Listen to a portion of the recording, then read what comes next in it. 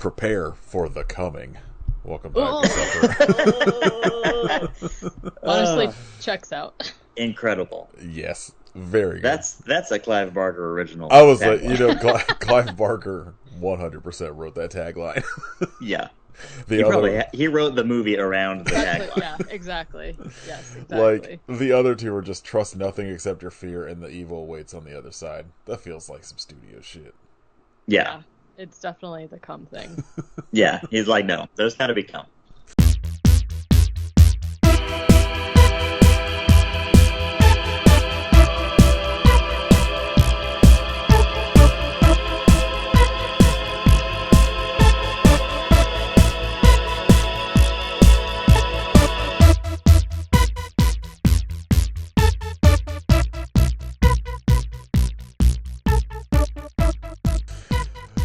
This is episode 322 of If You Suffer.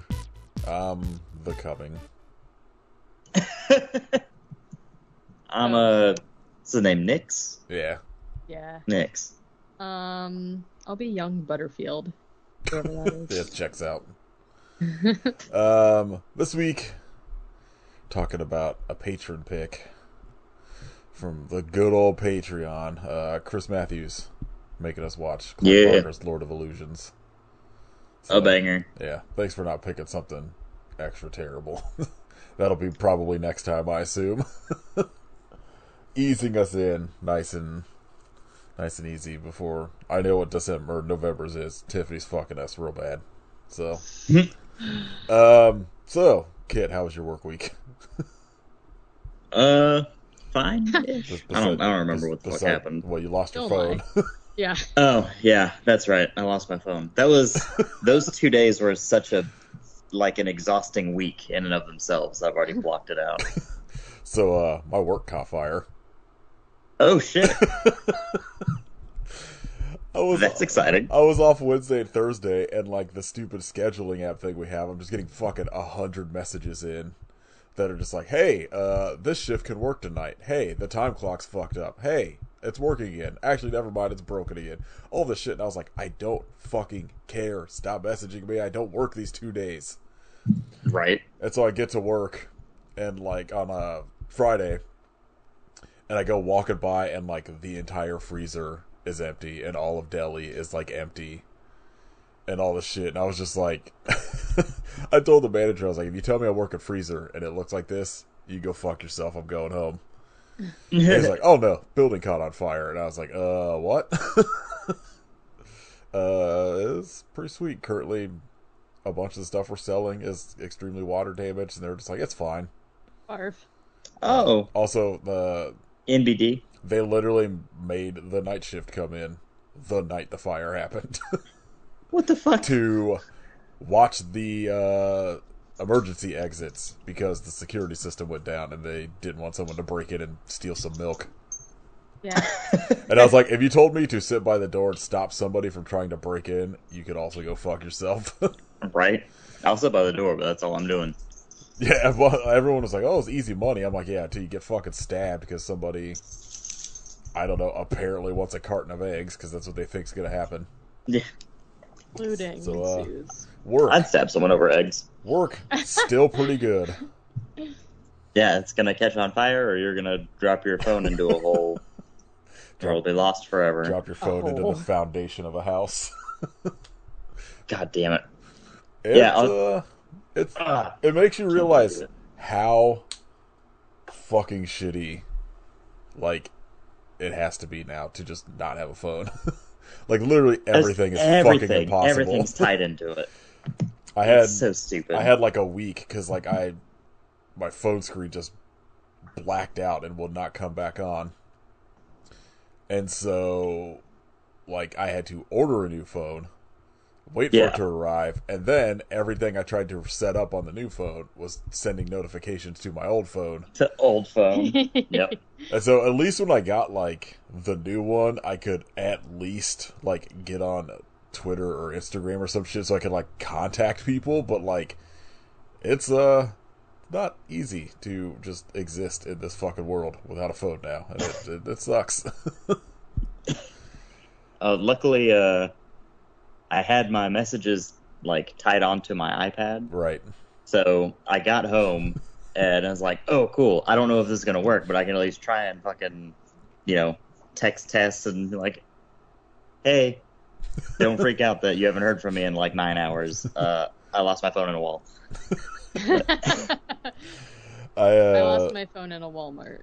I picture you being like that one weirdo that shows up to like a show with an iPad to like take video of it and shit. Yeah. Or you have like the fucking belts thing holding your iPad for like the whole week. Luckily, I had an old work phone that they never confiscated from me, or like never asked me to give back. So it's just been sitting here unused for like 5 months. I was like, oh yeah. Let me see if this will work. Yeah. That's better than having to order one and wait like a week for it to arrive. No, I did that too. I just had my work phone. I can't look up anything fun on it because it's tracked by Best Buy. Yeah. I mean, undisclosed work location. Katie, how was your work week? It was fine. Nothing fun. Did you lose your phone in a cat? No. Not this week, thankfully. Been there, done that. Yeah. All right. Let's see if we can remember anything about this movie that we watched a week ago. Yeah. Seinfeld connection. Woohoo! Yeah. Been a while. We're back. Scott Bakula from Seinfeld. Famously known for his role on Seinfeld. Yes, famously known as his role of Jerry on Seinfeld. Yeah. Uh, What a show that would have been. It would have been very different. Yeah, I had not seen this since probably the late 90s. It'd been a long time. And so it was interesting revisiting it, however many years later. What's your guys' history or like feelings about Lord of Illusions? I just thought it was a Clive Barker movie one day and was like, oh, I didn't know he made more than Hellraiser. I'm gonna click play on that. And it was extremely sick in the last, 25 minutes. It was just nonstop. Fucking insanity. And then I haven't watched it since then.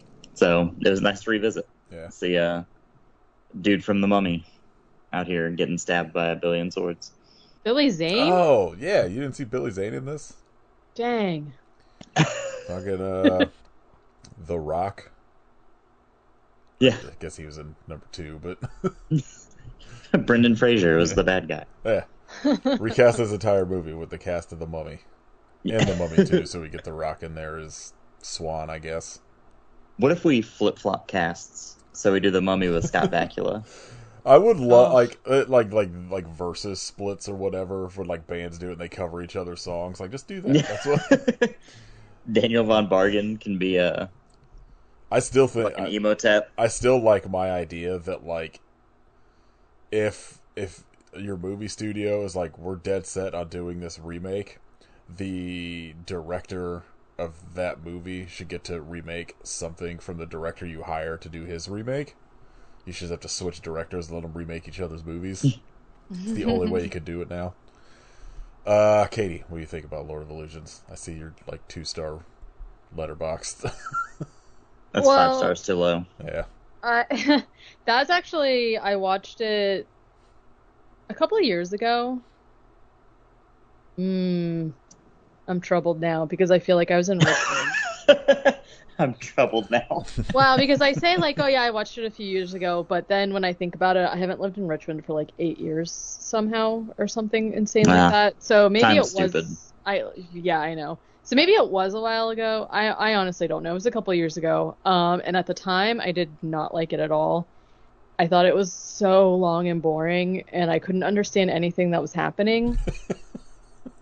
That's the illusion. It's the illusion that it's not a good movie. You fell for it. So, upon rewatching it, I liked it more. I still would not say this is my favorite movie. But, yeah, I mean, like, now that I knew sort of like what to expect, like the very beginning of the movie, I still am like, I don't know what the fuck's going on here. It's like, but now that I think that I'm like a little bit more, I hesitate to say I really think I didn't really know that much about Clive Barker when I first watched it. Like I'd seen Hellraiser, obviously, but I don't really think I understood his like shtick by the time when I watched this movie. And now that I watched it again, I was like, okay, this makes a lot more sense because I'm like, I know a lot more about like him and his writing and all of that stuff. And I'm like, okay, I get it. I get it a little bit more. So I still do think that it's a little bit slow, but overall I liked it a lot more because it's like, I think when I first watched it, I didn't realize that it's kind of just like a murder mystery situation. And then like, obviously there's like demon powers because there has to be. And everything's just so beige too. That being said, though, like the set pieces are still really cool and they hold up. And I think the only part of the movie that I didn't like, which really killed it for me the first time I watched it, still was kind of like towards the climax of it when Scott Bakula is like running around the illusionist's house and the guy shows up and he's like polygon pieces. Nah, that and shit I was like, rocks. Yeah. It looks what? so shitty. It's my No. favorite. I hated it at the time and I hated it this watch. I was like, what even is this? Why are you scared of It's like he just walked polygon in. tiles? He walked into like a Winamp visualization thing, like when you were Like- listening to music. Literally. But all of the practical stuff I thought still like really held up, and like overall I liked it more than 2.5 stars. Like I'm glad I rewatched it, but I feel for me personally 2 times is enough. Well, I don't. So it's interesting because like I did not have any strong recollection of this movie because like I said, I probably saw this in like 96 or 97 or something, like from just like renting it, seeing like Clive Barker's name after seeing Hellraiser.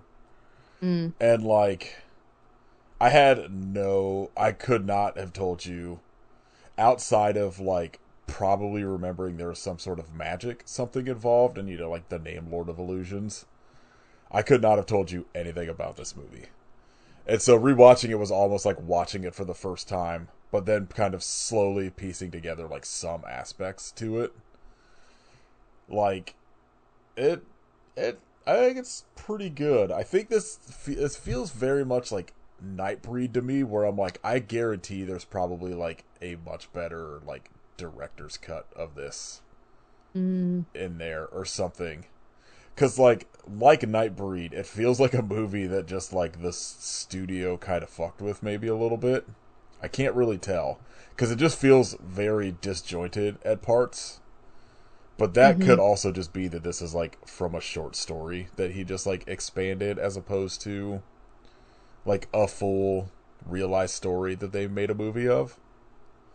I tried to find, like, I wanted to, like, see if I could find an audiobook version of the short stories collection this was from, because I wanted to listen to it, but I could not. So I have no idea what the original story's like.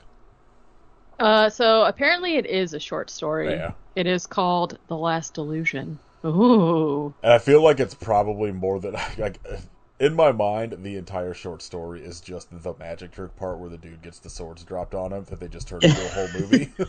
Yeah. Like, Imagine that was like one of my big things about this too, because like, okay, the overall story of this is that there is like a cult situation happening where in the beginning of the movie we see the cult leader like not destroyed but like essentially imprisoned. man in Like, yeah, bound. man in the Iron Masked, if you will. And then like years and years later this like detective comes in who has like nothing to do with any of it, I think, to like do detectiving, and he like meets one of the guys who was like and basically stopped the leader or whatever, but now this guy is like David Blaine. And in my mind I was like, imagine having actual real like powers and then being David Blaine. I mean, at least in the 90s, magic was a big ass thing, so I could see it. Yeah. Like you gotta figure, this is probably around the time that fucking... Well, I can't think of that guy that, you know, quote unquote, made the Statue of Liberty disappear. Do you guys know what I'm talking about? David Copperfield. maybe was it Copperfield? I Probably, don't know. because he had those like big fucking TV specials at the time, and I feel like this was probably like peak Penn and Teller kind of like popularity and shit. It was David Copperfield. Yeah, I remember it like very clearly. Don't let anybody tell you that I don't know everything there is to know about magicians from the 90s. Actually, I think David Copperfield was 80s, but you know. No, whatever. he was definitely in the 90s because I have very specific memories of like us as like a family watching at least one of his specials where he did like one of those things that was like, hey, pick a number on the screen and I'm gonna add like do a bunch of like moves or whatever, and like, you know, he ends up picking the fucking number you picked and shit, and me being like 8 or something and being like, what the fuck? He's the devil. You know, there was literally like such a time where like magic or magician, quote unquote magicians, were like, this guy's an illusionist, it's different, I understand.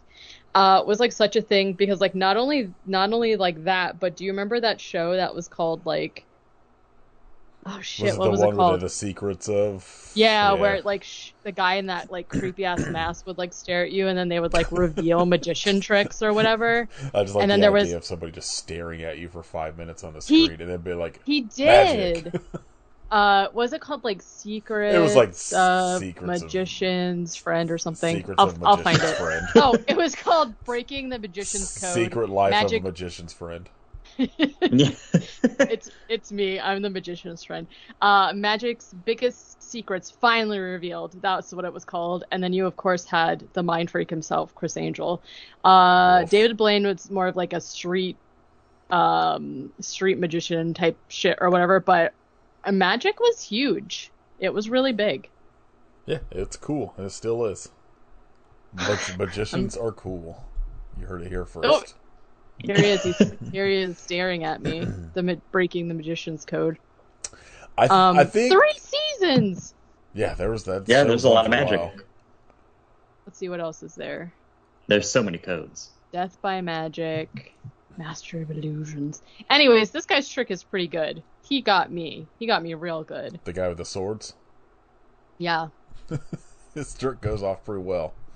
It does. I think for me, my biggest flaw with this movie is that Scott Bakula is so fucking uncharismatic in this that I feel like this would be really good with somebody less bland in that main role. But I also I feel like part of me is like, okay, he kind of works with like the sort of like detective noir aspect in the movie, but I'm also just like, bro, do anything else that like emote remotely.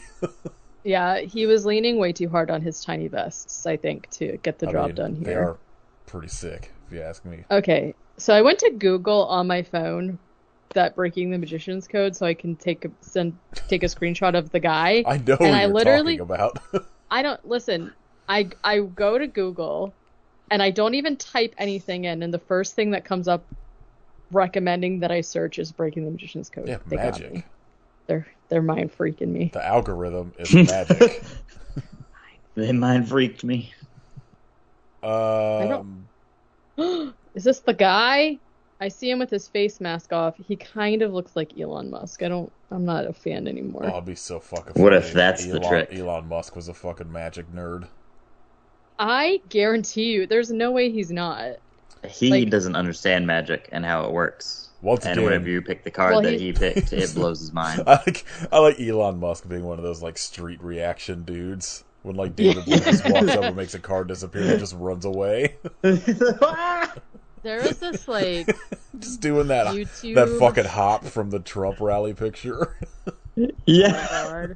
There's this like guy who did spoofs of David Blaine, and I don't know like what it was for, if it was just YouTube or if it was like. You should be this guy for Halloween. I should. Yeah, 100%. What if I was? I like his fucking necklace for no reason.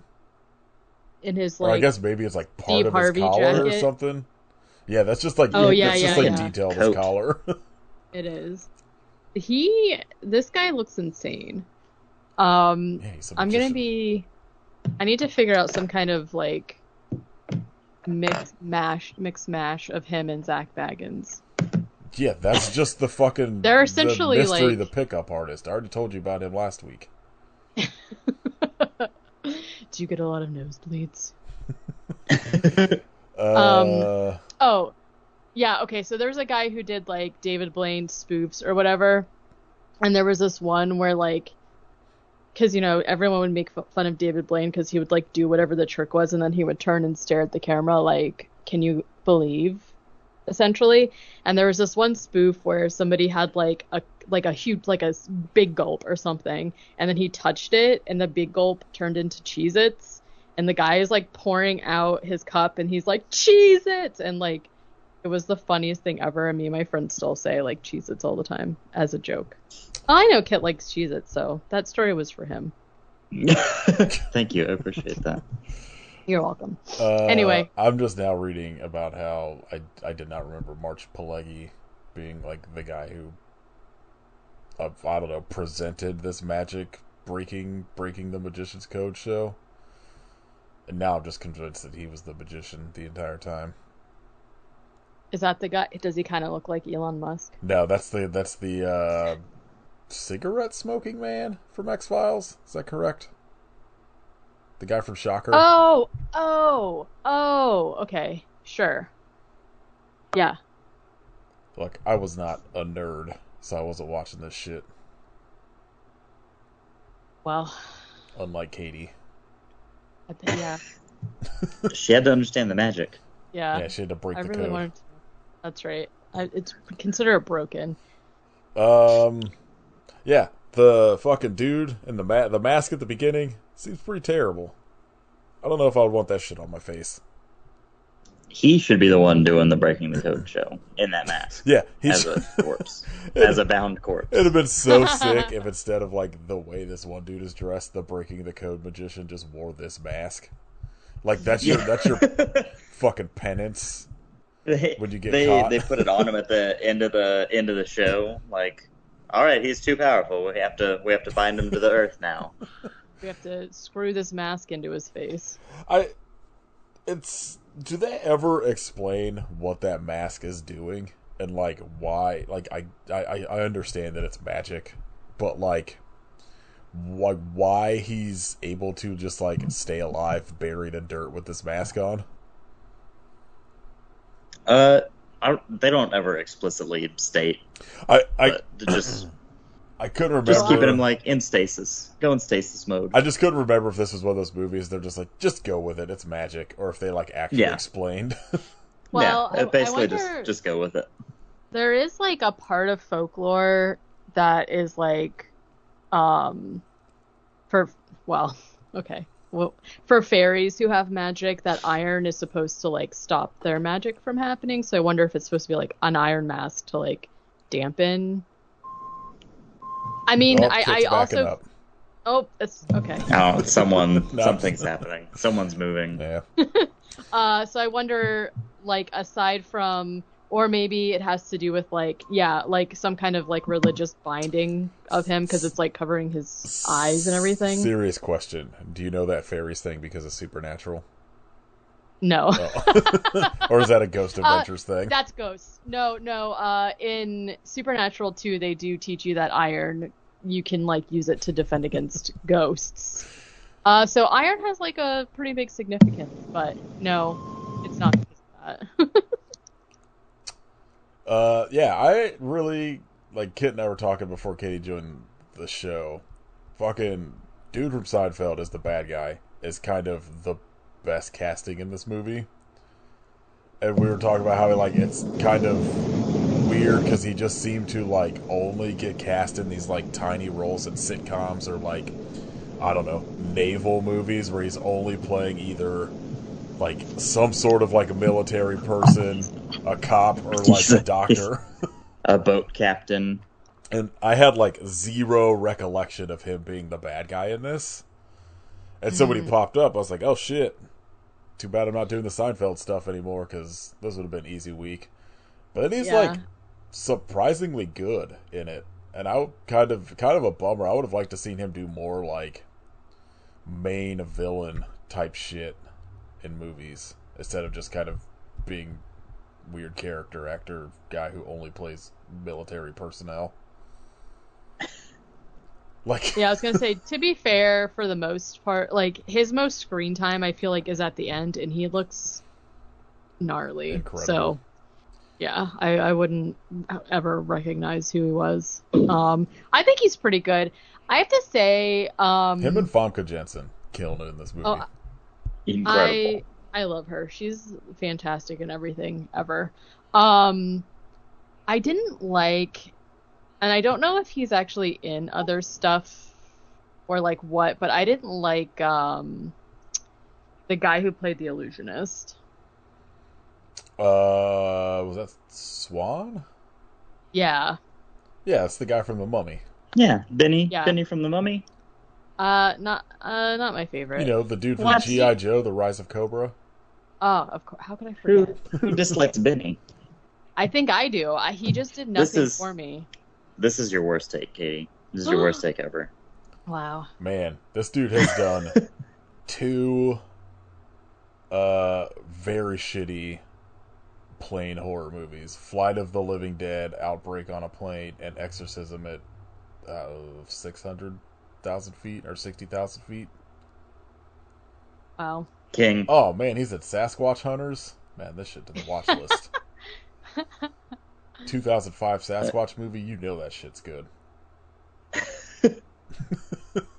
Like, he's also one of the main characters in the Expendables of character actors, Deep Rising. Yeah. I don't know if I've ever seen Deep Rising. It slaps. I mean, It's got Benny in it. it's a, Come It's a on. late 90s. Oh, Famke Janssen's in this too. I'm in. I'm saying.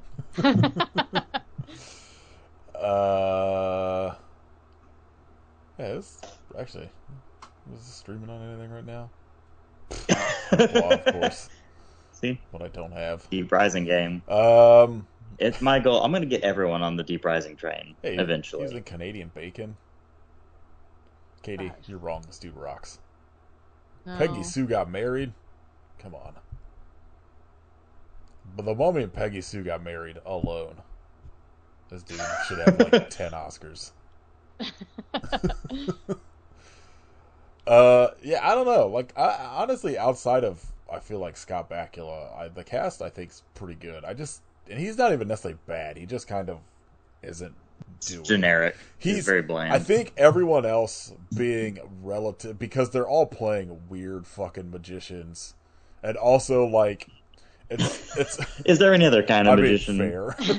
They're all playing very normal, stable magicians. But it's like, it's one of those movies that feels like it's clearly like contemporary times, but everyone's acting like it's the 1930s for some reason. So it's one of Yeah. those movies where everyone else is doing so much that Scott Bakula just like feels just like a slug laying there, like in most of the time. So that's like my only kind of like qualm is I kind of wish there was someone else in that role, but I don't know. Overall, he's not like Jerry Seinfeld. Jerry O'Connell.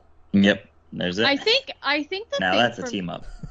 I think the thing for me with him is like I do like him in other things. I think that you're right is like he's just playing like for the amount of shit that's going on in this movie, it's like crazy. Like I said, there's a cult, there's a guy that's coming back from the dead. There's this dude who like spoiler alert for this movie. He basically like starts flirting. What's her name in the movie?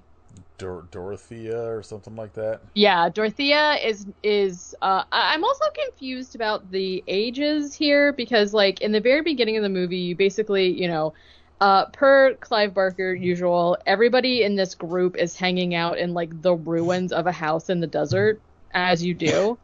And the cult leader Nyx is essentially just like, like hey everybody, let's do cult stuff.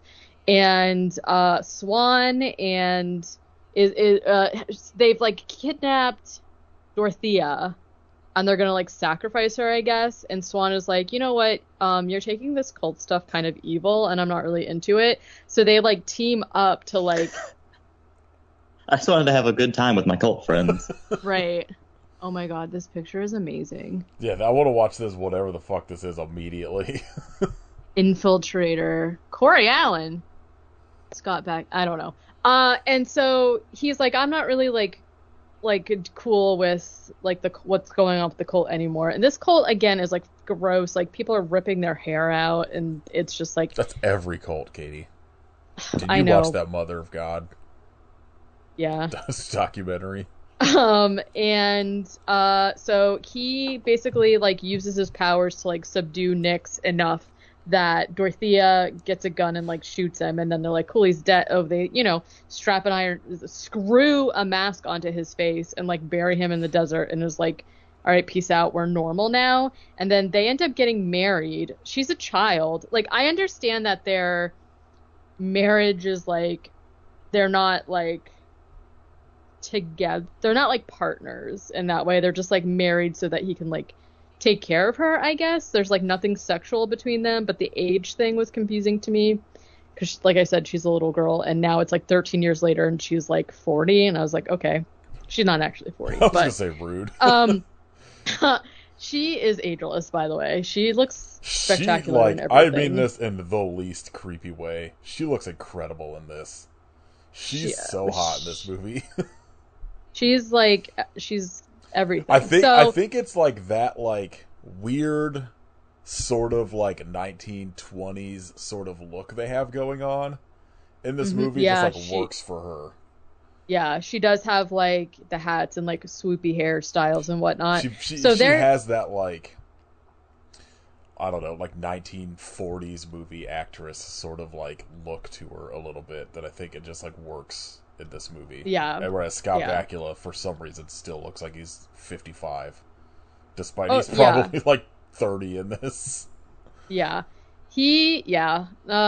So they're married now as kind of just like a partnership, and like obviously they care about each other or whatever, but they're not like, whatever. Scott Bakula was 41 in this movie. Yeah, Jesus Christ. That does not surprise me at all. And so I'm kind of confused a little bit about like the backstory of Scott Bakula's character, who is like a private investigator, because they like some guy comes and like hires him to go out and check out like what the fuck's going on, because like illusionists are starting to die, you know how it goes. And there's like a newspaper talking about how like he, I don't know, had something to do with like a kid's exorcism or something. I don't know. Like the first, when they were like kind of diving into the weird like magic council and fucking all these magicians and shit, I was like, I'm out. I don't give a fuck about any of this, so I don't know. Yeah, so that's why I just was like kind of confused about his backstory, because then he's like, hey, I'm gonna give you money to like go check this out, and if it's nothing, you get a vacation to LA or whatever the fuck. So he goes to check it out, and so anyways, what I'm saying is that like he should be kind of, in my opinion, having a reaction to anything, because even when like, so he shows up and immediately him and Dorothea are like have the hots for each other for some reason, and she's like, hey, why don't you come? Scott Bakula? Yeah, I'm just saying, like, that is like one of my big gripes in movies, where like the main characters are just like immediately in love, and I'm like, okay. Well, it makes sense from one view in this movie why she is into this old man. I don't understand, because she was 31 and he was 41 Fair. in this. Yeah, like, fair. or like just their actual ages. Yeah. So she's like, oh, so the illusionist is like, hey, my wife, would you please come to my performance tonight? How did you say that? My wife. He's like, Terrible I actually wasn't trying to I do know it, you but there's weren't. just like, there's like some things I can't ever say normal, like the word brother never comes out, just like, I can't just say it. You know what I mean? Yeah. It'd be so funny just that every time you said brother, it had to be like Hulk Hogan. I have to like actually intentionally try not to say it like Hulk Hogan. It's You should just a let it curse. happen. I do a lot of times. So Hey, Chris, we gotta go see your brother this weekend. Brother. Yeah, thank God he only has sisters, because that would be Start saying sisters like that. sisters. So I also have to really try hard not to talk like Zach Baggins, but that's neither here nor there. That's unfortunate. So the illusionist is like, hey, babe, could you please come to my could you please come to my show tonight? It is going to be a 2-hour special. Chris is like, hey, when's dinner gonna be done? Tonight's gonna be 120-minute special. 2-hour special. We are having Crackers. So he's like, come to my show tonight. I'm sorry, hold on, one more. Kit, have you ever seen an episode of Ghost Adventures? No. Okay. No, I have not. Okay, we're gonna make you watch one when we do Demon House, because it is the most insane show I've ever seen. Not in a good way. I just assumed not in a good way. I am worried that Katie has watched 28 seasons of this show more than once. You know, Like, there's no more So- breaking the magician's friend. The- So what am I supposed to the do? episode we did That's how last, RFK got that brainworm. 100%, I'm convinced. Oh, shit. The episode we did last week, in the middle of an investigation, this guy just starts eating crackers. And it, Hey, it just Do you becomes dare like... me to eat a Yeah, candy they're bar? like in this like ladies like little gift shop, and he's just like, "Hey, bro, you dare me to eat this candy bar?" And I was like, "What the fuck is happening?" What? Oh wait, you know what? I think I have the quote here. Nothing irritates a ghost more. That here, Don't eat their snacks. Okay, here it is. It is at this moment that I become extremely agitated that Aaron is eating their crackers as we are investigating. That was actually way faster than he normally talks, but Oh, you're gonna love it. That's how irritated he was. Yeah, he was really irate. It was the spirits controlling him, though. He wasn't just mad about the it. So, worst show on TV. and then Aaron, after opening and eating some of the crackers, and Zach's like, "Hey, what the fuck are you doing?" He's like, "I'll just put them back." he just like just, puts like, the open puts crackers them back on the shelf. I mean, Oh, I've it's great. been working at a grocery store. It happens a lot. Yeah, right. When I was working at Hot Topic, the very front of the store had what we called the stage, and it was just like a lifted platform that we would put, like displays on or whatever.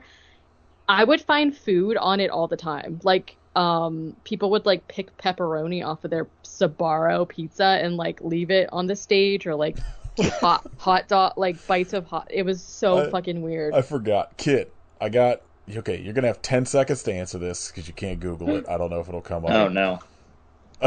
I want to see if you could guess what this comment is talking about, what TV show this is talking about. Watched it as a kid, corpse showed up, figure out the rest. I forgot. Corpse showed up. Yes. Figure out the rest. Yeah. Watched it as a kid. Corpse showed up. Figure out the rest. What? I totally forgot about this. Was it? It was Goosebumps, wasn't it? No. Or was it no. Are You Afraid of the Dark? Yeah. What? So Katie somehow fell down a rabbit hole of the Are You Afraid of the Dark wiki comments. Yeah. Yeah, so we did Are You Afraid of the Dark bonus episode again this year, and the wiki appeared sometime either late last year, like after we did our first episode, or early this year. And so I pulled up, like, we only did 3 episodes this time. And so I was like, I pulled up the episodes on there, and I noticed at the bottom there's comments. And then I went through and was like reading a lot of them, because it's like the same people commenting and like having these conversations about, fictional characters on a TV show. And a lot of times it's like the same people.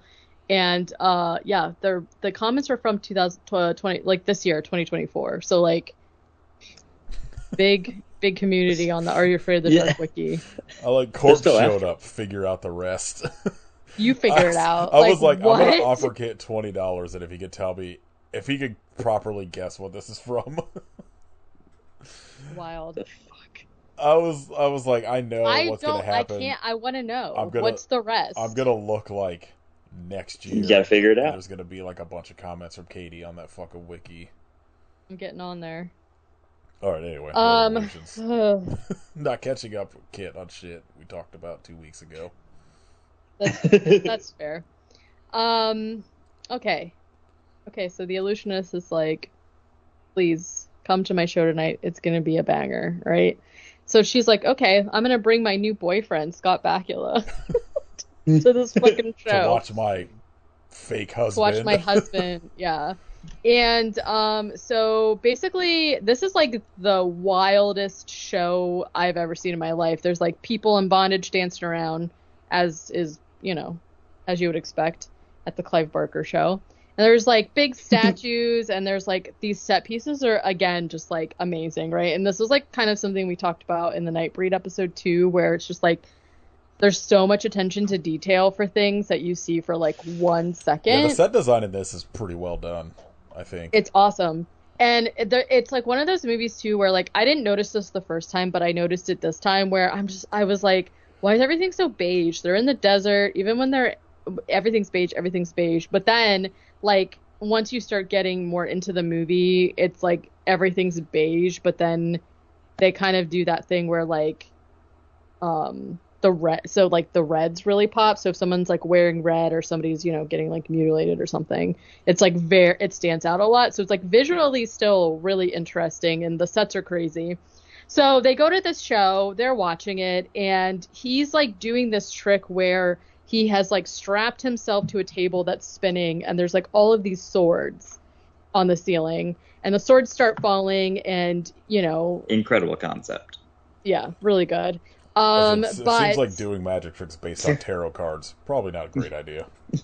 Terrible execution. Yeah.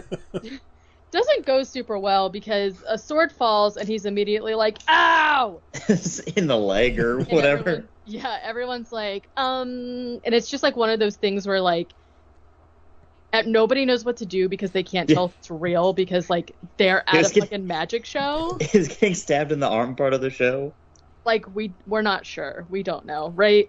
And so essentially he gets stabbed like a bunch of times by these knives, or I'm sorry, they're swords. They're like full-length swords falling from the ceiling. And then everyone starts to realize like, oh my God, this is real. And so they've like watched this man die in front of them. And so that's my point, right? Like this whole like a time, horrible death. really bad. Dorothea is like of course 10, 12 times. A lot. Everyone's just like watching too, like, No, like, oh. I don't know, like, So he's dead. Like they go and examine his body. He's dead. Dorothea is of course like just gutted, right? She's so upset. She just watched her husband die or whatever. And Scott Bakula's just like, Yeah. Good magic trick. So like that stuff happening, What a trick. It'd be awesome if like everyone else is freaked out, he just stands up, starts applauding. It's like clapping. That would be actually too much emotion for what he's showing. He doesn't seem to react either way. He's just kind of like, oh, I guess now I can like bang this guy's wife. Yeah, because he's he dead. feels like somebody who's just sort of like floating through life in this movie. Where he's just like, right. Hey, a weird then... fucking Windows 95, a ghost, I think, just attacked me in this house. This is fine. Right, exactly. So that's my point. Like everything from this point on just like keeps ramping up, right? Because like while he's, doing whatever, this guy, I think what's happening is that Nix, the cult leader, is like was it Butterfield? What's his Somebody in this is named Butterfield. I just don't remember who it was. I think Butterfield might have been Nix's assistant, has been like this whole time trying to gain enough experience to raise Nix from the dead. But the problem is that he doesn't know where he doesn't know where the illusionist buried him, and he needs to like find him and touch him and like imbue him with essence to bring him back, right? So there's like all this crazy shit happening where like people are like projecting, I guess, their like spirit and like showing up in as like quadrilaterals and whatnot, and he doesn't. Very chill. Yeah, that's the sound they make when they show up too. And Scott, he's just kind of like I get that he's like an and private investigator, and like he seems to have some kind of like experience with the occult, but literally nothing that happens surprises him at all. I mean, I guess if you've been like a private investigator in like Hollywood for like, I'm guessing as long as they're gonna say he has, you've probably seen a lot of shit. But I feel like but the weird, cult magic? yeah, like some of the shit that happens to him, I'm like, bro, this cannot be your normal. Like, he's just kind of like, all right, I guess. the like, I don't know. first thing he comes across is a dude being tortured with scalpels, and then an uber strong guy that he kicks out a window from like 5 stories up that just gets up and walks away and is fine. And he's just like, yep, another day in Hollywood. Seems normal. Huh. I guess so. Yeah. I want more information about that guy with no eyebrows that was like scalpeling people. He's just kind of there and like around and like no real explanation. Also, Yeah. Vincent Scavalli or whatever his name is Vinny Vici, the main Magic Castle dude. A little more information about him. Yeah. So, I don't know. It's just kind of like, yeah, you know. I would have thought it was. I'm guessing this was actually like some of whatever those scenes were maybe actually shot at the Magic Castle, which is interesting because like yeah. I don't want to go there, but I'm fascinated by the Magic Castle Yeah. because it's one of those places where like you can only go in if you're invited by a magician, and like, who knows a magician? No one knows magicians. They're unknowable. Yeah. They know you. You don't know them. That's the thing. Yeah. So, yeah, and then like essentially, you know, other stuff happens. They end up like, you know, figuring out where Nyx's body is, and then they resurrect him, and he's like a piece of shit. The scene where he's As opposed essentially to the beginning when he was extremely cool. well, yeah, right. He like the scene where he is like resurrected is pretty cool because he's like a husk of a person, and then you can see him like, you know, reforming. The last like 25 minutes of this movie rocks. Yeah. There's just like a big chunk in the middle where I'm like, something else needs to happen. Yeah, right. Yeah, and then he gets resurrected, and he's just like, hey, guess what? I'm still like a piece of Guess shit. what? I'm gonna open this hole to the fucking core of the earth. Surprise. He does that, and then he's, you know, got Dorothea, and he's like, well, you tried to kill me, so like that's not cool. And then he you know, not only like ends up like sacrificing his like loyal servant who has been like trying behind the scenes for a decade to like resurrect him again or whatever. He's just like, you suck because you didn't do everything right or whatever. And then he like sacrifices all of his followers, which honestly they didn't look like they How were did doing you very not good. see So that coming? Yeah. yeah. Not sending their best people. Pretty cool scene of the people like essentially just like melting into the earth. Oh yeah. Yeah, And that was pretty sick. I wrote when he transforms. I'm not really sure. Like, I mean, I'm assuming you're talking about Nyx. Nyx like slowly gets like almost demonish features a little bit to his face and stuff. Okay. Well, I wrote it favorably, so I guess I thought that was cool. Yeah, it looks I don't pretty remember good now. on him. Like it's not like super elaborate. Like he doesn't turn into like fucking Tim Curry from Legend. Sure. But, He, like- he just looks like it's like a bloated corpse Yeah. that It kind of rocks. is evil looking. Yeah. Everything once they're and- like back in this weird beige house, like whatever fucking place they're in, where he opens the hole to the core of the earth. It's pretty good. I feel like I'd want to take a shower. After you You know, come back to life, like, yeah, Yeah. for being locked away for however long, and I'm just like a bloated, rotty corpse guy. I feel like I would at least want Warm like shower. a Tylenol after getting that mask off. Yeah, well, potato my que- soup. Oh Yeah. man, we had Oh my potato God. soup last night that Caitlin made. It was so good. I might Sounds have some good. tonight, actually. I feel like maybe you wait till your skin grows back, because I think hot water on your exposed muscle might not feel great. But I don't know. I Sounds could be pretty wrong. good to me. You're an I'm not. I don't know. You're an all-powerful wizard. Like, how bad could it hurt? That's you know. that is true. That is true. You are Beelzebub's apprentice, as it were. So, he's got her. He basically creates a hole to the center of the earth, where Weird place to create a I hole. forgot- Tight. yeah. I forgot to mention that along the way, we find out that the illusionist actually faked his death, and he has not been dead. He basically just left to fake his death because he knew that they were going to be trying to find him to find out the information about where Nyx's body was. Yeah, I was gonna say, I feel like he was like, it was a big thing about like he was like the only one that could like, if he was like around, that they could point them to where Nyx was at or some shit. That's why they were looking so for him. he did actually do a really good illusion, and that he pretended like he could not do a trick that killed him, but he was in fact alive the whole time. And he is immediately mad at Scott Bakula for like banging his wife, but I was like, I don't know what you expected, bro. Like, have you seen his tiny shirts and trousers have you seen and that vest? suspenders and whatnot? He's not, So, but they decide that they're gonna like team up or whatever, and to save her because, Nyx is like trying to get his revenge on both of them for the situation that happened. He's like holding her above this like hole to the center of the earth that he's created. And this part to me was like kind of funny though, because he's like, hey, can you do that thing where you like lift me up? And so the illusionist is like, this is the last of my strength, I can do it.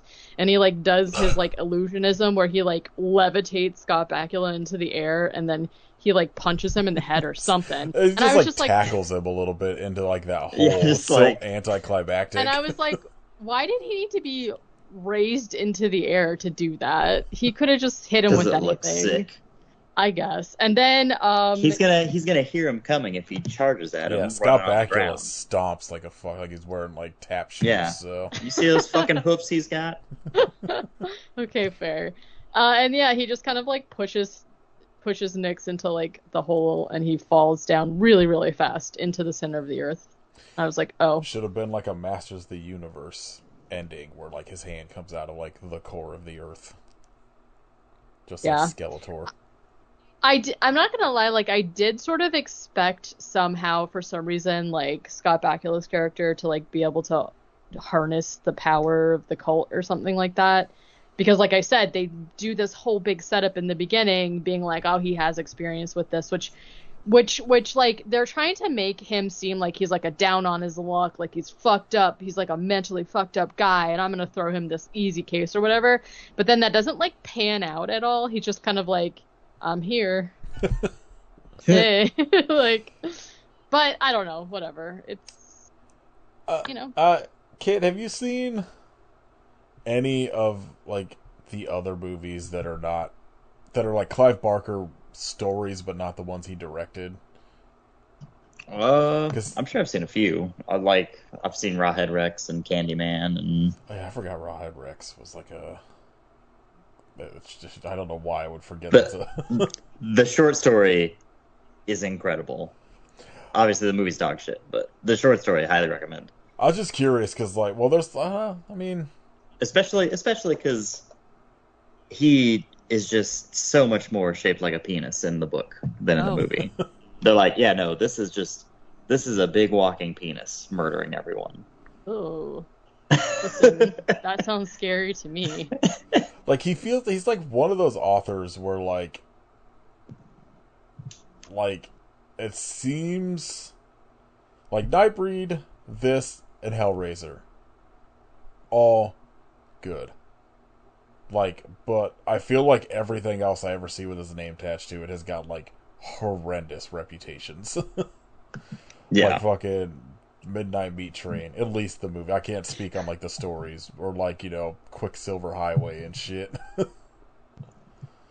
I would have. I tried watching Midnight Meat Train, and I gave up like 30 minutes in. I I'm like, yeah, I don't care. would have sworn that Quicksilver Highway was a Stephen King story based on that title.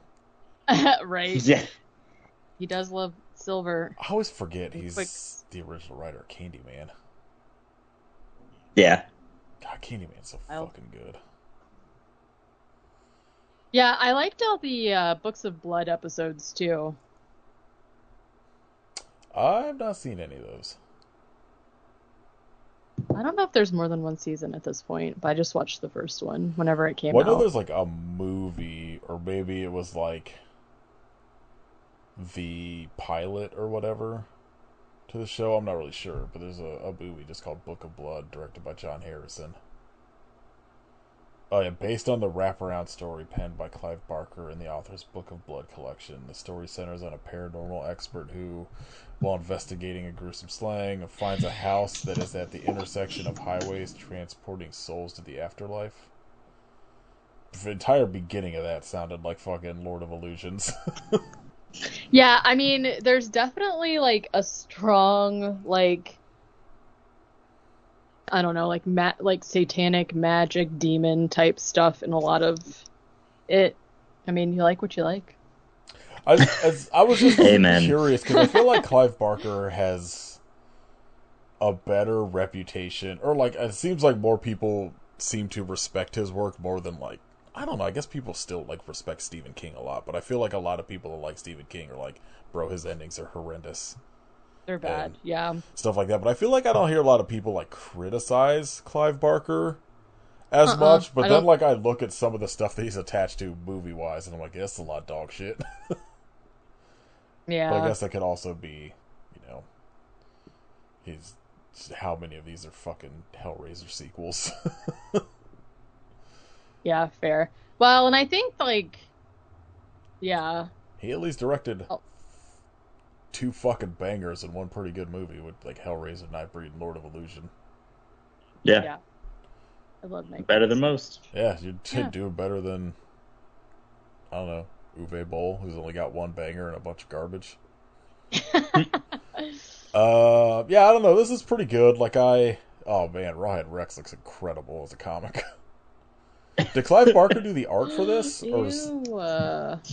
I don't think he did, but he uh, What does he he look has said like at some that? point that that's closer to what he had envisioned for Rawhead Rex. the Uh, it's kind Yeah, of he's horrific. got a bit. I gotta see if it's like maybe the same. Uh, It's the pubic mane. Really, yeah, it's really not sells it. necessary. Yeah, and the color of his head. It's raw. uh, the color and shape of the head compared to the body is really unnecessary, if you ask me. I need to read this immediately. I was trying to figure out like who the because it kind of I like don't know. I know Kit's gonna say no, maybe Katie. Like Grant Morrison's Arkham Asylum book looks very similar art wise, and I was trying to see if it was the same one, but I don't think it is. Where it's like the guy that did Arkham Asylum like hand painted every Mm, panel or whatever, and it kind of has the same sort of. But this is also like I feel like there's a lot of comics in like the '80s that kind of had this sort of look going to it. This artwork is kind of incredible, despite it being like a weird dick monster.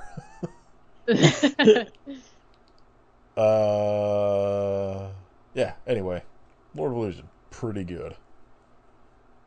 Not the Watch best, it. not the worst. I feel like I don't know. I as far as Clive Barker goes, I feel like could have been a much worse pick. Like sure. any of the Hellraiser sequels. I told Katie at some point we gotta do a Hellraiser episode, or at least all of maybe do like a string where we do all the movies, I'll because have to like split them up like four at a time. yeah, That's a lot of Yeah. Hellraiser. or even like two at a time. Yeah. Because I was like, How you about need to see how insane like the entire middle period of that franchise is. No, it's Where they fucking were wild. just like, hey, we gotta keep the rights to this. Let's just throw fucking Cenobites in there into this other script. Yeah. This about a video game world that everyone lives in. But, Oh, you know, sounds at least great. Adam Scott's in there at some point. That's Yeah, all I number need to 4. hear. That is The all the I like need to hear. 1800s one. I was like, Oh, one perfect. and two, incredible. Three. Three's pretty Three's fun. pretty good. It gets pretty dog shit after that for Yeah. like 9 movies. And Well. I know at least Kit and I talked about it. 'Cause I don't. Katie, did you watch the newer remake? Yeah, we did an episode on No, it. we didn't. We just talked about it in an episode. Oh, well, I just either couldn't way, remember yes. you watched it, and it's like fine. It's Yeah, I did. too Yeah. long. I had much higher expectations for it. Yeah, I remember like the fucking what's her name that plays Pinhead in it, killing it. Everything else, I was like, man, this is too long. Yeah, go watch Lord of Illusion. It's pretty good. If you haven't seen it, it's very, very late 90s. In Yeah. a somewhat good way. Someone tell me if the story's any good, because I'm curious. Based on this movie, I'm very curious what the short story's like. If it's, I assume it's in one of the books of blood. it is right? like I was trying to find like the audio version of it, but like none, like Spotify and Libby did not have it, so I was just like, oh well, I'm out. Because I think Katie talked about a little bit at the end of the last episode where I was like, I don't know if I've ever read anything Clive Barker wrote, which I feel like I He's should very have, good. but like I was like, oh, I should like listen to something, so maybe I'll start with that. And I just couldn't find it, so Looks like it's in Books of Volume Blood 6. Yeah. I think my problem is that, like, I'm very interested. Clive Barker's, like, we talked about this in the Nightbreed one, too. Nightbreed is, like, one of my favorite movies. It has been for a really long time. And I didn't really, like, know at the time, really, who Clive Barker was. And also that there's, like, he's, like, written so much stuff. And I don't know if, like, even though, like, a lot of the movies are kind of popular, I just, like, don't feel like I hear people talk about him a lot, like, at least personally. And so I'm, like, really curious to read some of it. It's just been, like, I wanted to read Cabal, because that's what Nightbreed is based off of, right? yeah, I think so. And, Yeah, because like the movie, like the quote unquote director's cut is called like the Cabal cut or something. Yeah, and so, like, I just feel like I personally have such a hard time finding what I want of his to read. Like, Hellbound Heart or whatever is all over the place, but I feel like, I don't know. Yeah, I it feel just like- seems elusive. I feel like Hellbound Heart and like Cabal are the only ones I ever really see anyone talk about. Yeah. Which is like why I'm always like curious what like any of his books are like, because I'm just the only two I ever see anyone ever post about reading. But like he's got like this fucking long as shit sort of Stephen King-esque like writing career, you know? Yeah. Where like someone's got to be reading this, they're just not talking about it, I guess.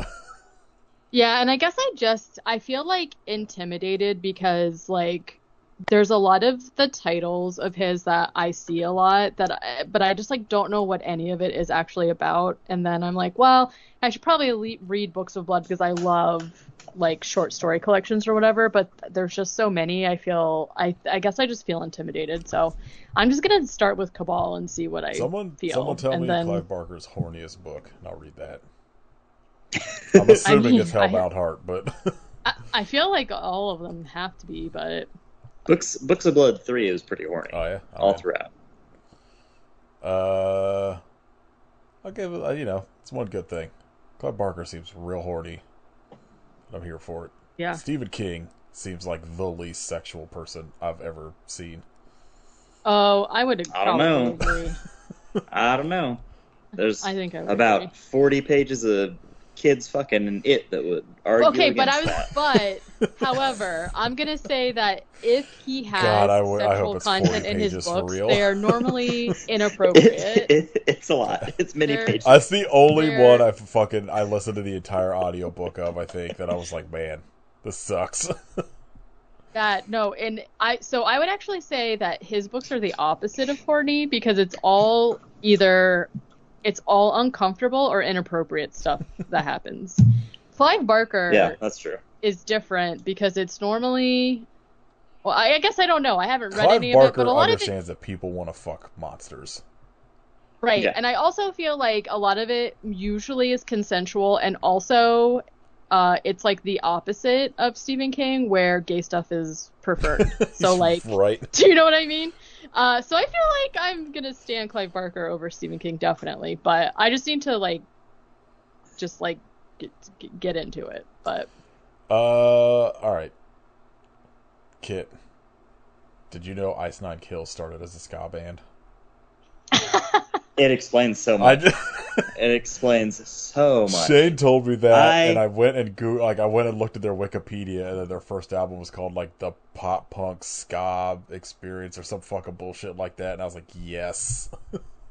So I had actually never heard any of their music, and then I saw a fucking clip floating around where it's the fucking Terrifier clown same. like murdering people in the pit, and there's like terrible circus music and weird like horns and shit, and I was like, what is this fucking garbage? And it turns out it's Ice Nine Kills. So hearing that they started as a ska band, it's like all coming together. It was the same thing where I'd never heard a single like note of their music until this new song, man. and I was like, this is the worst thing I've the ever worst heard. The worst shit I've ever heard in my life. I was looking at news, which is what made me think of that. God, there was something I saw today that I was like, I was gonna ask you guys about, and I can't fucking find it. Favorite Ice Nine Kills record? Yeah, the pop punk ska one, clearly. Yikes. You know how sick it would be? I would fucking respect that band so much if they blew up as a ska band into like this weird horror thing. Man. Yeah, I can't find it now. There was some actual like horror news story that I was like, oh, that's interesting. So of course now it's fucking gone from my feed. I'll see if I can find it while we're talking. Katie, what did you watch this week? I think the last time that we talked, I had left off at Ready or Not. I watched like so much stuff. Well, a bunch of shows, TV shows, obviously. Sorry, real quick. Okay. This is what it was. Did you see that Mike Flanagan is doing a Carrie Street TV series for Amazon? What? Says I love Mike Flanagan, but why? Who cares? Yeah. Who needs this? I'm assuming whoever was about to lose the rights to Carrie, so Why? Carrie is not sustainable for like a 10 episode series. What are we doing here? I don't know. Yeah, I'm confused about it. I did know that, okay, there has been like a rumor going around for like years and years that Mike Flanagan had his hands in some like Stephen King IP. I literally never would have guessed it would have ended up being Carrie. I'm confused about why it's a TV show. He's been pushing for Dark Tower forever. Yeah, He's I want him to do that. He's apparently doing whatever The Life of Chuck is. I like Life of Chuck. Okay.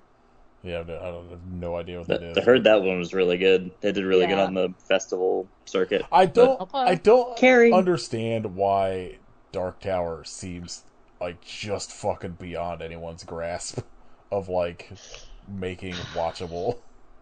I'm only like 2 into 6 of the way in, but it doesn't seem like it's not insane. That fucking difficult of a premise to like pull off.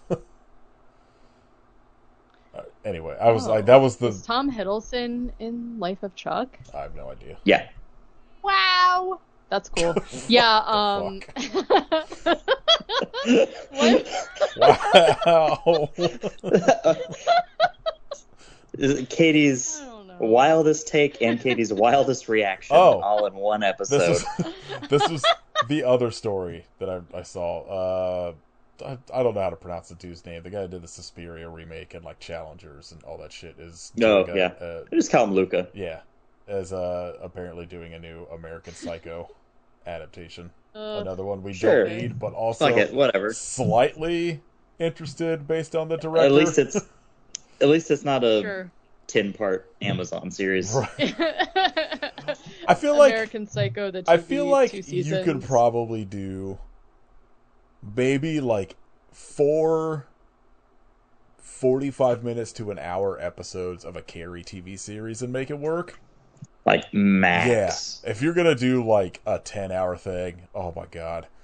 You're going to need You know so what? much John Travolta, though. Yeah. The entire first I will episode is just say- going to be like the shower scene. Yeah. I will say that, like, I don't know. I don't. Watching the other series, like, you would think, like, the same thing with House on the Hill House show. The story for that is actually not very long at all, and spoiler alert, almost nothing actually happens in the real book that it's based off of. And he really made, like, a meal out of that book. So I feel like if anybody, if we have to have a Carrie series, if we have to, I feel like if anyone can do it, it's going to be him, because the other things that he's done that I've like read or whatever, like they really do just like completely sort of rewrite it and make it like I good will and say, interesting. like- I just, yeah. Like, you know, clearly fuck Amazon. But, Yeah. like, it does seem like they kind of just, like, pick up these shows. They're just like, I don't know, do whatever the fuck you want to do with it. Well, sure. And, like, but I'm so, wondering why, like, I think, like, you could probably do a new take on Carrie that's not just telling that story, but, like, you know, Yeah. hitting the specific beats. But, like, if you, like, Yeah. if based on the way, like, I have not watched any of his TV shows, but I've caught, like, parts of them where Caitlin's watching them. And, like, he seems to cast incredibly well. And I Yeah. feel like if you cast whatever that show is going to be with, like, very good actors, like, you could probably pull off, like, a totally watchable show. It's just, again, it's another thing where it's like, why does it have to be Carrie? Why can't you tell a story like that without it having to be Carrie? It's unnecessary. I don't know. Other than, like, no, like, just thinking... Like, I feel like Mike Flanagan at this point has a name enough that, like, you could have just done a weird, troubled, magic teenager story without it being Carrie, and people would probably watch it just based on it being a Mike Flanagan thing. They just Yeah. call it Larry. Yeah. I do, I do wonder also, like, why It's played by Kevin James. if, like, oh my God, if all of his other shows are like on Netflix, like, that's weird to me that it's for Amazon. I mean, it's probably just based on, like, it's just got to be, like, a rights thing where, like, maybe he just went to whoever has the rights to Carrie, and it just ended Sure. up becoming, like, an Amazon thing. Maybe It is Amazon int- said they'd allow him to get that shit released on DVD. Yeah. And he was like, oh, all right, fuck Netflix. Netflix was too busy buying WWE, I guess. Oh, that's fair. It's interesting to me because, like, I've obviously seen all of his shows, and with the exception of the Midnight Club or whatever, I think that they're all some of, like, the best things ever made. Like, I love them so much. He's already done kind of like a religious trauma show, which was obviously Midnight Mass, and so I guess I don't know, like, interested to see what the other take on it could be, because Midnight Mass is, like, amazing. Yeah, it's incredible. just kind of like Kit said, like, I don't know, if it's like a straight up adaptation, it's like, who cares and why does I it don't- need to be a series? But, like, Well, and that's, I don't think it will be, so I'm yeah. assuming it'll be like hitting the beats, but, like, I hope it's just like a CW drama. Me too, Mike Flanagan honestly. just makes the most fucking, like, teenagery bullshit. She fucking Riverdale's it. Oh, it'd be so funny. I would love it. The cast for Life of Chuck looks really good too. What is that about? I've Life never of even Chuck? heard of that. So it is a series of short stories that were part of the collection that came never out. mind. Okay. If it is it If It Bleeds or It Bleeds or whatever, if people want to read it, it was like a short story collection. Is it all about, like, one person? Or is Life of Chuck, like, a very specifically a short story in that? It's a series of short stories within a collection of short stories. So it is all about one guy, Someone needs but to it's stop like Stephen King. it's actually, I really liked the stories, but without I feel like explaining what the story is about kind of ruins what, like, it spoils what the story is. So, anyways, whatever.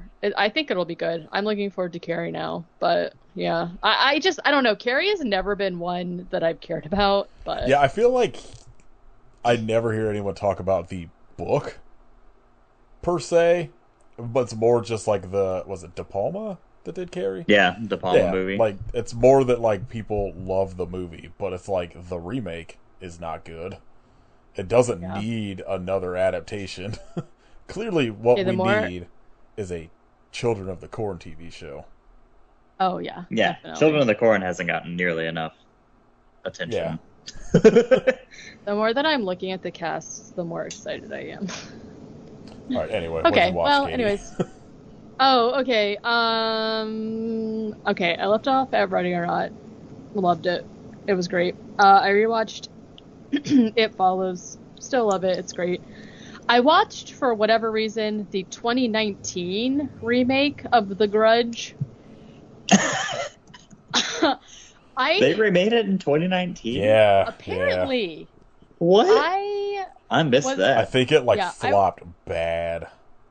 it was It had to, like, I feel like a fairly tuned in to movie releases guy, and I had no idea that happened. I don't so remember because I I think was- Sam Raimi was a producer on it or something. yeah, The he, fuck? sir.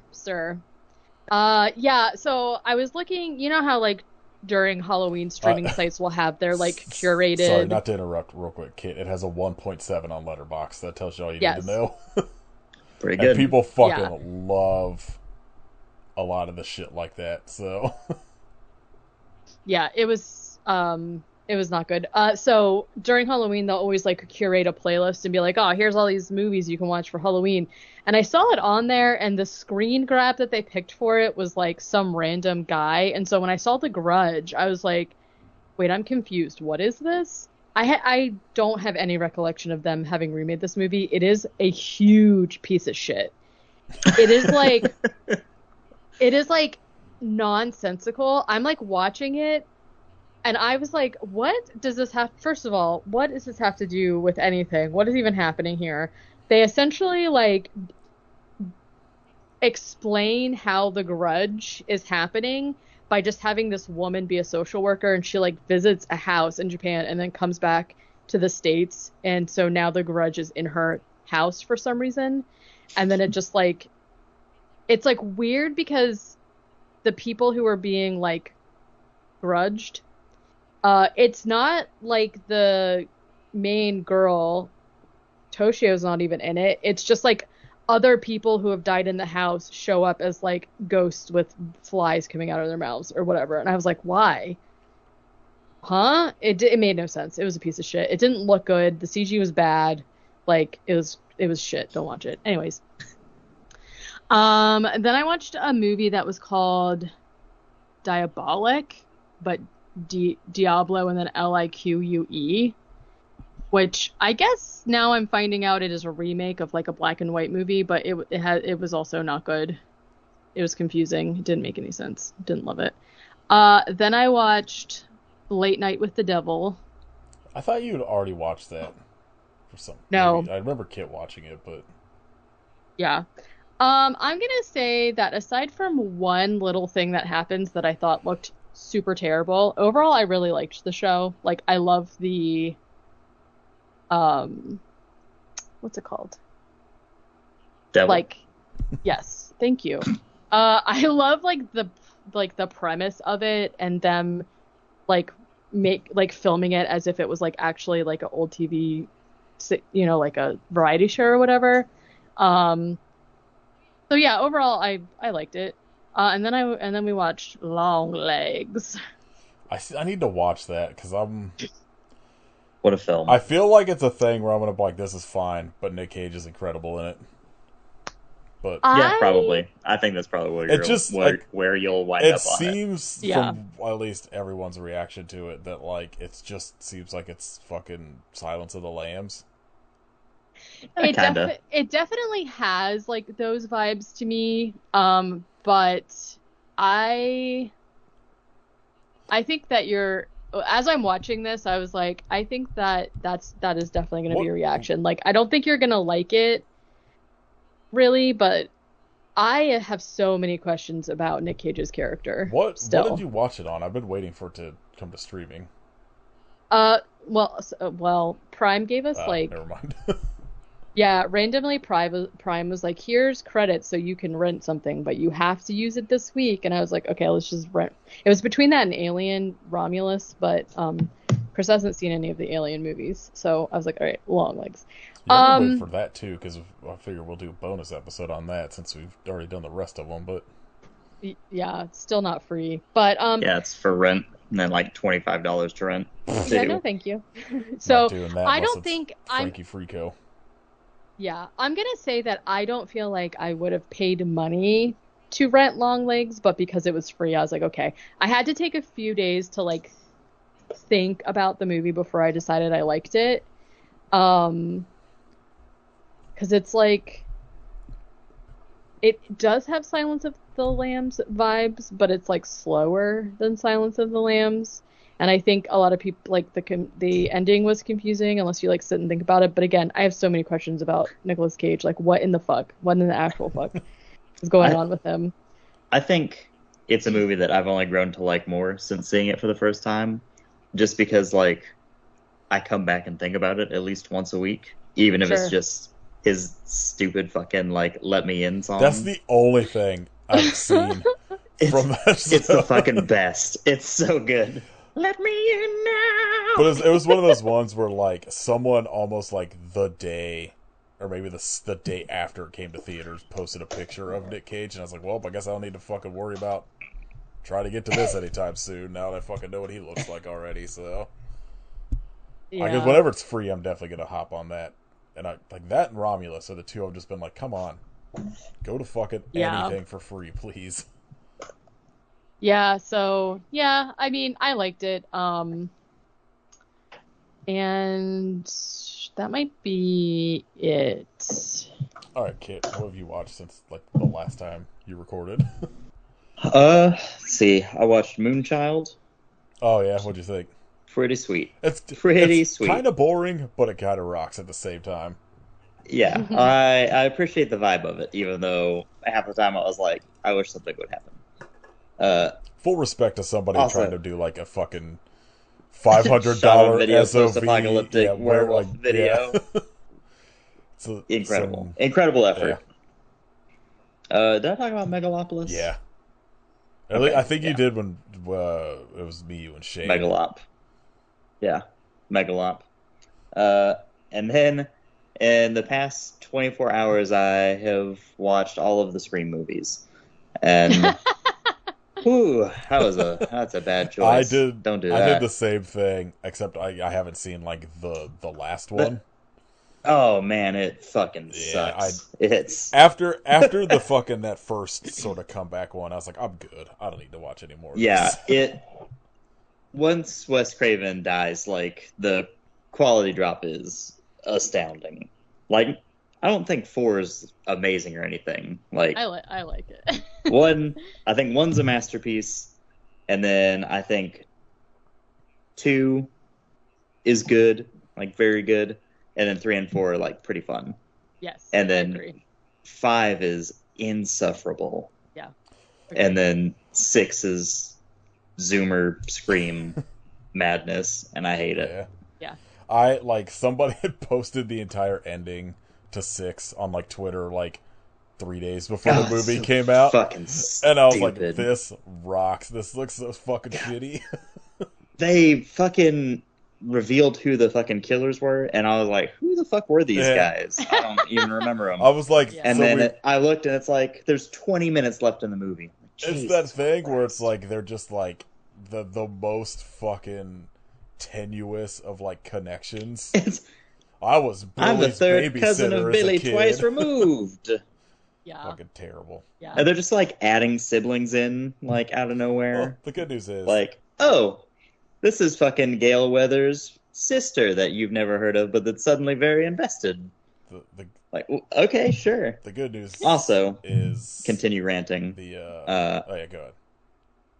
I was gonna say, they every scream, like they just totally undo Gale's arc. Like Gale has grown and become a better person. In the next movie, they're like, Gale, you're such a piece of shit.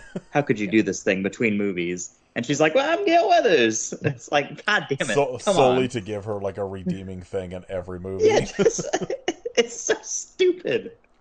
The dudes that are directing those new ones seem like real pieces of shit, so could just No, are they? yeah, That's sad. because they had that whole thing like, well, I think they're number one, they're Zionists, so Ugh, but they like fucking awful. remember They're the ones that did Ready or Not and yeah, they'd run. I think it's like what the fuck is it? The Vampire Child movie. Spyglass Media or some shit. Or maybe it's Yeah. Spyglass and not the directors. I forget. Somebody, because there's Okay. the whole thing about like Melissa Barria. Is that her last name? Oh, Michelle Barrera. Whatever it is, getting like fired for Yeah, talking I think about that's Spyglass, Palestine and not the director. not the directors. Yeah. I guess that's more what I meant. Phew. All right.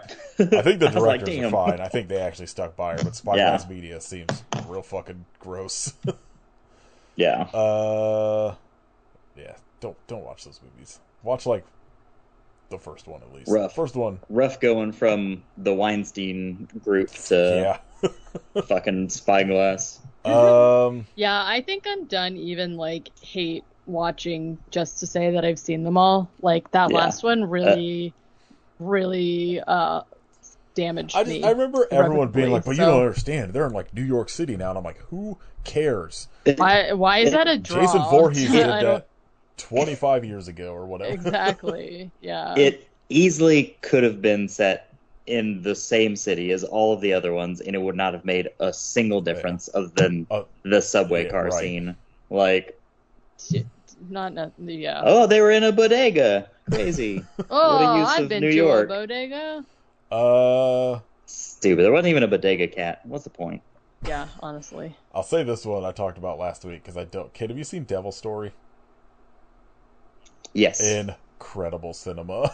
It's fucking I wild. was trying to explain it to Katie last week, and I was like, I don't know. At some point, a pirate ship bursts out of a cliff for no reason, and there's like, Yeah. it's fucking one of the most insane movies. But I only watched two things this week. I watched Kung Fu Rascals: The Vinegar Syndrome, or not Vinegar, Visual Vengeance Blu-ray that has an actor in it named Les Claypool that looks like Les Claypool for Primus, but is not Les Claypool for The Primus. fuck? Insane, but it's like I don't even know how to explain it. It's like a 90s movie made for like, I don't know, $10,000 that has some of the most insane special effects for that amount of money. It's so good. Highly recommend. But it's very much like if like the Three Stooges made a kung fu movie. It's like really, really goofy. But like there's like insane like miniature like not animatronics, like puppetry shit going on in it.